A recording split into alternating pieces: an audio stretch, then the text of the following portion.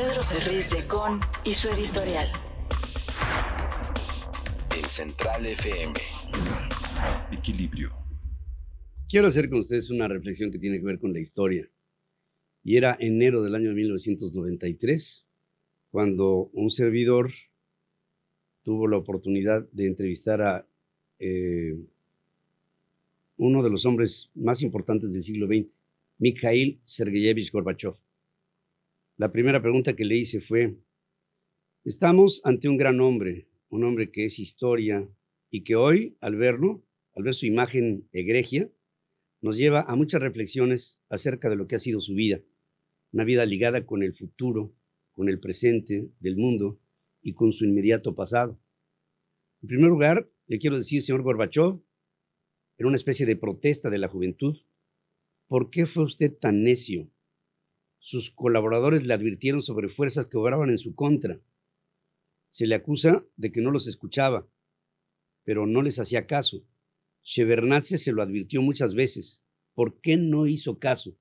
Estaba yo haciendo alusión a una intentona de golpe de Estado que lo tuvo recluido, de hecho preso, en Crimea. Y ese golpe de Estado trajo por consecuencia una inestabilidad brutal que después derivó en lo que fue la glasnost y la perestroika. Gorbachev me contestó: bueno, no solamente lo dicen los jóvenes, lo dicen especialmente ustedes, amigos periodistas, que han escrito muchos guiones, incluso me dicen cómo tenía yo que comportarme. Pero yo creo que Gorbachev no hubiera sido Gorbachev si hubiera escuchado nada más a los que le estaban diciendo algo y les hubiera hecho caso. En otras palabras, me contestó con una gran elegancia, ¿no? Me dijo: Gorbachev es Gorbachev, y si había advertencias de riesgos, yo los tomé, independientemente de lo que hubiera dicho Eduard Shevardnadze, que después acabó siendo el gobernante en Georgia, ya como la Comunidad de Estados Independientes, y Gorbachev no hubiera encabezado ni a la perestroika ni a la glasnost. La noche anterior a esa entrevista, fui informado que Gorbachev se disculpaba conmigo y que no iría al día siguiente a mi programa. La razón era porque le dolía la garganta.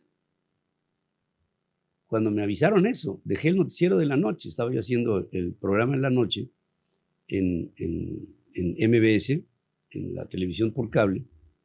Se lo dejé a Víctor Calderón y me fui a la Bolsa Mexicana de Valores, y en la Bolsa Mexicana le estaban dando una cena a Gorbachev. Traté de acceder a él, no me dejaron sus guardias.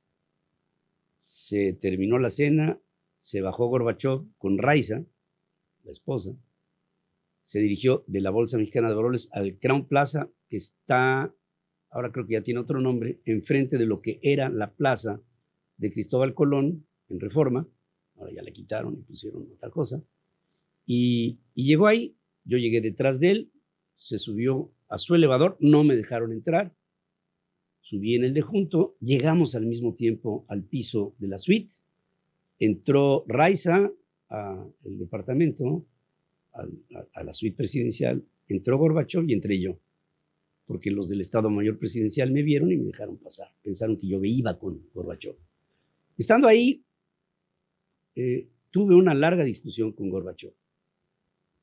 Fue una discusión histórica, hermosa, profunda, sobre lo que era el liderazgo. Y yo le argumentaba que un político o un hombre de su talla no podía tener este tipo de limitaciones y que tenía que compartir con el público sus pensamientos, su conocimiento, su presencia en México. Después de una larga jornada esa noche, que me permitió estar ahí junto con su esposa, Raiza me ayudó a convencer a Gorbachev que tendría que ir al día siguiente a la entrevista. Bajé 10 kilos esa noche, yo creo, de la tensión a la que me llevó Gorbachev. Gorbachev era un hombre que tenía dos personalidades, una muy dura y otra extraordinariamente tierna. Raiza era una mujer, bueno, era una gran mujer que estaba detrás de un gran hombre. Bueno, a un lado de un gran hombre, porque detrás no me gusta. Pero el hecho es que convencimos a Gorbachev, después de que le conseguí medicinas esa noche, esa madrugada, se las aplicó, aerosoles, no quería ni una inyección, ni una pastilla, ni nada oral, ni nada intramuscular. Y con un aerosol, me acuerdo, del Lonol, se dio 2 trancazos de spray y me dijo, te veo mañana a las 8 de la mañana. Descansó mi alma y mi alma descansó. Y al día siguiente lo entrevisté junto con René Delgado, a quien invité a la entrevista. Y desde aquí le mando un abrazo. ¿Por qué les cuento todo esto?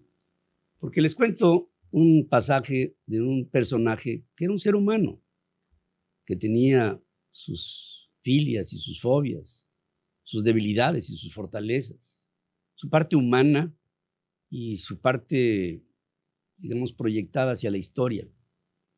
Era un hombre tremendamente determinado.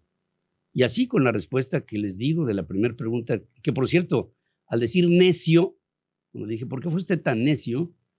La traductora, en lugar de necio, dijo tonto.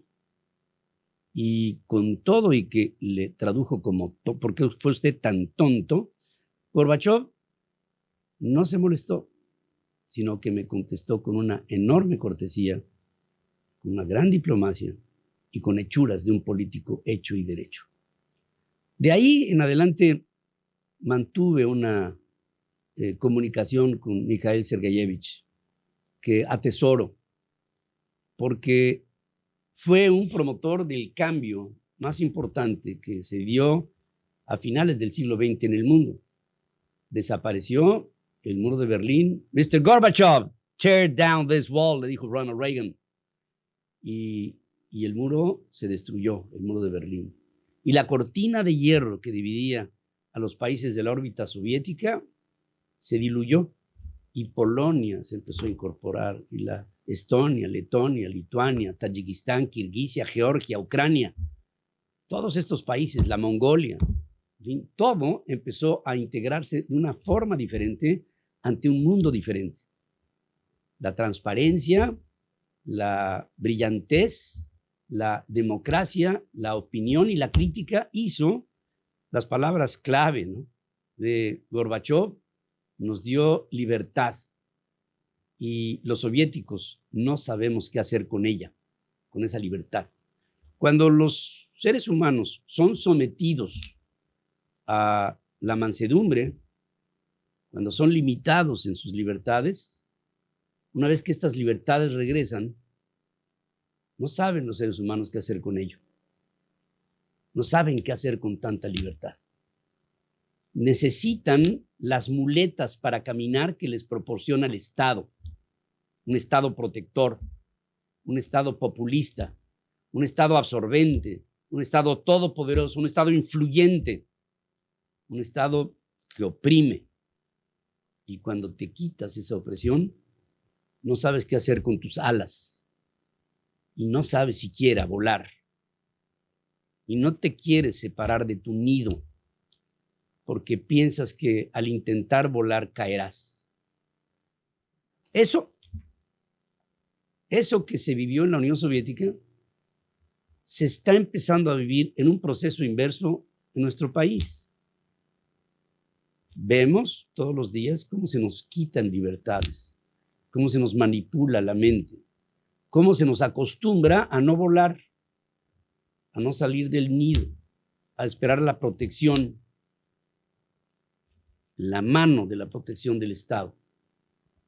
Espero que este esfuerzo no se consolide y que lo que hizo Gorbachov para liberar a su pueblo, no obstante el riesgo de la libertad, sea un riesgo que nosotros sigamos conservando y atesorando. Yo no quiero que mi México pierda libertades. Yo quiero a un México como tú, libre para mí, libre para mis hijos, libre para mis nietos y para las siguientes generaciones. Para que el día de mañana no tenga que decir un mexicano, se me regresó la libertad y no sé qué hacer con ella. Gorbachov, gracias.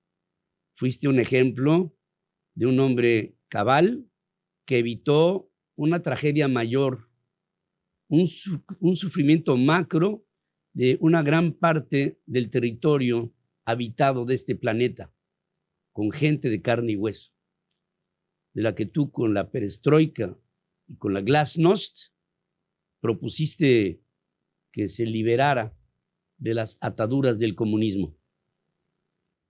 Pero desafortunadamente el comunismo está de regreso en el siglo XXI, enseñoreado en América Latina. Y México no es un país de excepción. Es por eso que prevengo de este peligro, porque no vaya a ser que en el futuro nos sorprenda la prisión y el encarcelamiento de las ideas a través del fanatismo, a través del populismo, pero sobre todo del engaño y la ignorancia de un don nadie que quiere llegar a ser un prócer de la patria. Dice el mejor presidente que jamás haya tenido México. Hasta en eso está el genoma de su engaño. Sigue escuchando a Pedro Ferriz de Con. Central FM.